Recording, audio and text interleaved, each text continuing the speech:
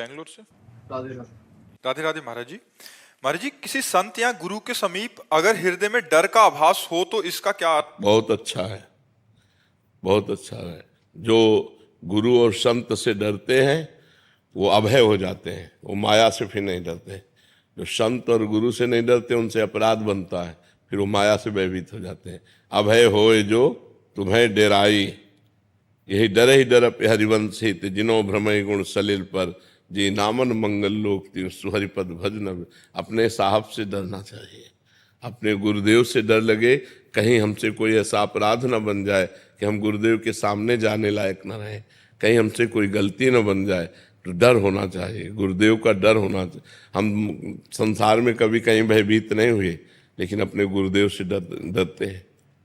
गुरुदेव के समीप जाते ही पूरा हृदय कांप उठता है, कोई गलती न हो जाए, कोई त्रुटि न हो जाए, तो हम गुरुदेव से कभी विमुख न हो जाए। इसलिए एकांत में भी डर लगता है। हमारे गुरुदेव सब जानते हैं, अगर हमसे कोई गलती हुई तो गुरुदेव जान जाएंगे, और गुरुदेव जान जाएंगे तो हमारा त्याग कर देंगे, फिर हमारा होगा क्या? गुरुदेव के बिना हमारा कोई अस्तित्व ही नहीं। इसलिए संत और गुरुदेव से डरना है, बहुत अच्छी बात है, पर इतना न डरे कि उनसे विमुख हो जाए, इतना न डरे। एक मर्यादा का डर, एक मर्यादा का डर होता है। और कोई भयभीत थोड़ी करते गुरुदेव, गुरुदेव कोई ऐसे थोड़ी कि भयावने हो, लेकिन एक मर्यादा होती है गुरु शिष्य के बीच में, उस मर्यादा का भय होता है। रवि प्रकाश विजय जी, राजस्थान से। महाराज जी, भगवत प्राप्ति के लिए मन की स्थिरता आवश्यक है, लेकिन मन के विचलित रहने पर मन की स्थिरता या दृढ़ता के उपाय क्या हो सकते हैं? बार बार जहां मन जाए वस्तु व्यक्ति स्थान घटना परिस्थिति में, वहां से हटा करके अपने लक्ष्य में लगाना, भगवान के नाम में लगाना, रूप में लगाना, भगवान की लीलाओं के चिंतन में लगाना।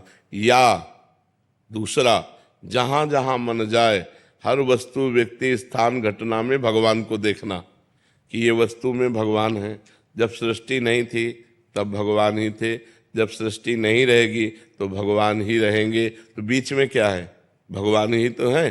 कोई ऐसी जगह नहीं, कोई ऐसा कण नहीं, कोई व्यक्ति नहीं जिसमें भगवान न हो। तो जिस वस्तु व्यक्ति स्थान घटना पे मन जाए वहां से हटा हटा करके भगवान के नाम में लगाना, या वहां भगवान का दर्शन करना कि इसमें भी तो भगवान है, इसमें भी तो भगवान है। तो हर समय भगवान का चिंतन करने से मन एकाग्र होने लगता है।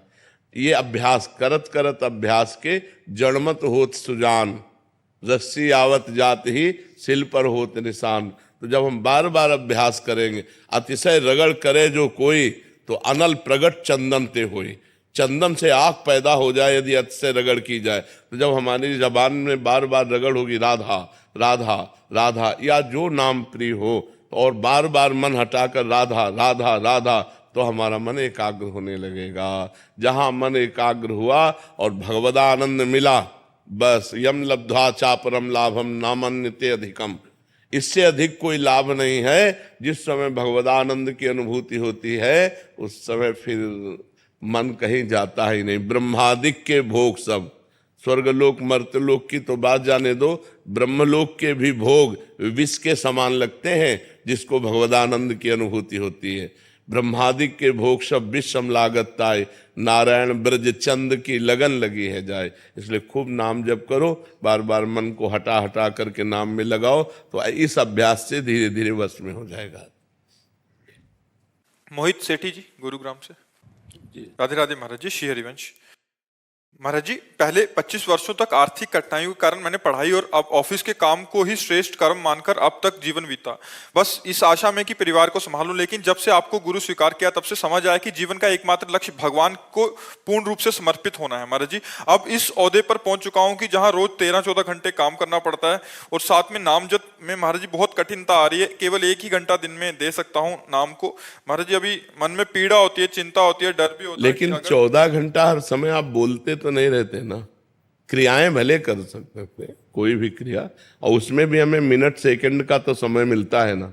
उस मिनट सेकंड को राधा राधा राधा, और पूरे के पूरे 14 घंटे भगवान को समर्पित कर देना। ये कर्म समर्पण हो जाएगा, और भगवान हृदय से भगवान के आश्रित हो, जो शेष समय मिले आपके 14 घंटे में, उसमें राधा राधा राधा राधा राधा राधा उसमें नाम जप करो। और जो 14 घंटा के बाद 6 घंटा सोने में समझ लो, तो 14 6 कितने हुए? 20 हुए।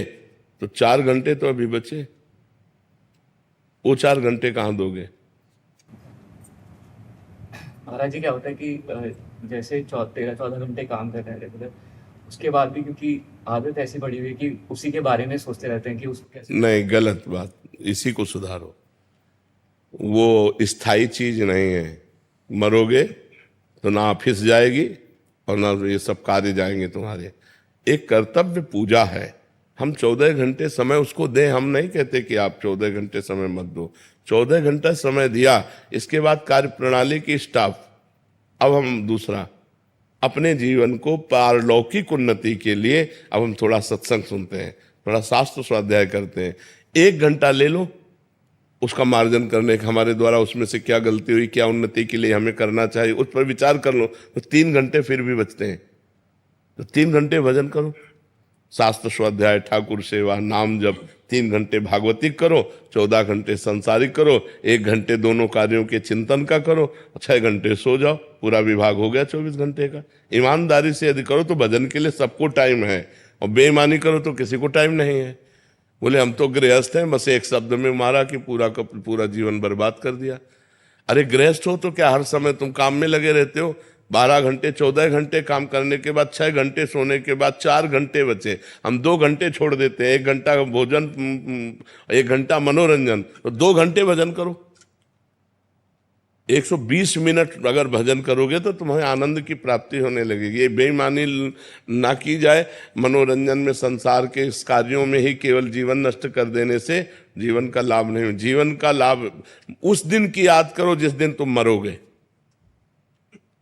हम तो अध्यात्म हमारा उस दिन के लिए तुम्हें बलवान बनाता है जिस दिन तुम्हारी मृत्यु आएगी। न तुम्हारी पत्नी साथ होगी, न तुम्हारा मित्र साथ होगा, न तुम्हारी ऑफिस साथ होगी, न बैंक बैलेंस होगा, न घर होगा, न कोई सामग्री होगी। क्या पूरा जीवन बर्बाद कर दिया। अब जाने के समय तुम्हारे पास क्या है? इस लोक से क्या लेके जाओगे? इस लोक से ले जाने के लिए भगवान नाम, राधा राधा राधा। जो नाम जप किया, जो परोपकार किया, जो धर्म किया, जो तीर्थाटन किया, ये तुम्हारे साथ जाएगा। तो मनुष्य जीवन में एक पक्ष उधर भी रखो, तो एक पक्ष आगे के संभालने के लिए भी रखो, परलोक संभालने का भी रखो। तो इसलिए 2 घंटे तो भजन करो ही।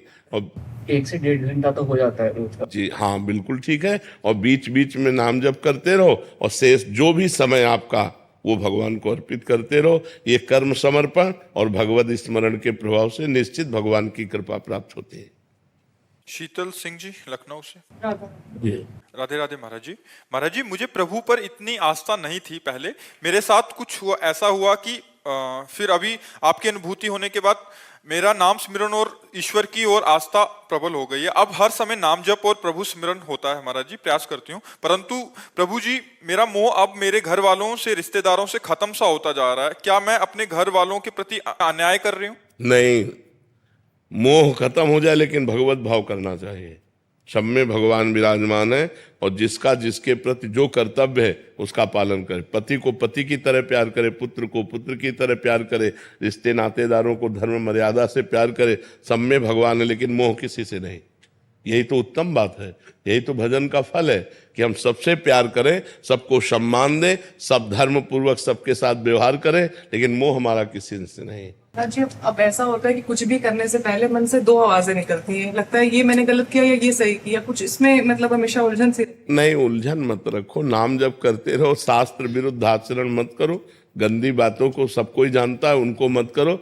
और गलत ये नहीं होता, हम परिवार से, जैसे बच्चा है तो हमारा मोह नहीं, लेकिन मेरा भगवान है, इसमें मेरे भगवान है, इसलिए हम बहुत दुलार करते हो। हमारा कर्तव्य है उसको पढ़ाना, लिखाना, खवाना, पियाना। ऐसे पति मेरा भगवान है, उसके अनुसार कर्तव्य करते, मोह हमारा नहीं है। यही भजन की तो प्रणाली है। भजन और प्यार सिखाता है। भजन ऐसा थोड़ी कि अरे वैसे नहीं, भजन प्यार सिखाता है। सबसे प्यार करो, सबसे प्रेम से धर्म के अनुसार प्यार करो, और नाम जप करो, मोह किसी से करो मती। यही तो भगवान के मार्ग की पद्धति है। चाहत। राधे राधे महाराज जी। महाराज जी, भगवान की कृपा सब पर समान रूप से क्यों नहीं होती? कुछ लोगों को सुख और सफलता मिलती है जबकि अन्यों को दुख और संघर्ष का सामना करना पड़ता है। इसके पीछे क्या रीजन है? नहीं बच्चा, भगवान की सब पर समान कृपा है। सब मम प्रिय सब मम उपजय। आँख कान नाक सब शरीर की सुविधा, सबको वायु, सबको सूर्य, सबको चंद्रमा, भगवान की तरफ से सबको समान कृपा है। जैसे खेती पिता अपने पुत्र को 5 को दे, अब एक ने बबूल बोया, एक ने आम बोया, एक ने गेहूं बोया, एक ने चना बोया, एक ने गन्ना बोया, अब पाने को क्या मिलेगा? बबूल वाले को कांटा मिलेगा, गन्ने वाले को गन्ना मिलेगा, चने वाले को चना। भगवान ने हमको भारत भूमि में जन्म दिया, हमारे कर्म कैसे कैसे हो रहे हैं